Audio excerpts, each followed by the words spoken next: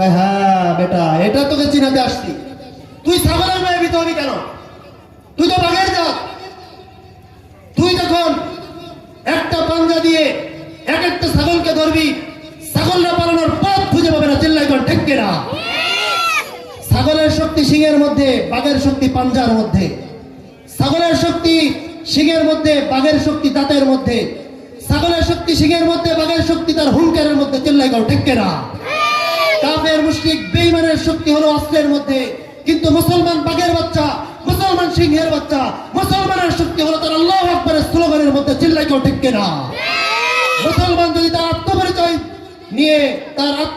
নিয়ে সামনে আগাইতে পারে, তার আত্মপরিচয় নিয়ে মুসলমান যদি সারা বিশ্বের সামনে হুঙ্কার দিয়ে বলতে পারে আমি তোমাদের বিরুদ্ধে জিহাদে অবতীর্ণ হলাম, তাদের বিরুদ্ধে তুমি যদি জিহাদের ময়দানে অগ্রসর হতে পারো, তারা তোমার বিরুদ্ধে পালাতে বাধ্য হবে।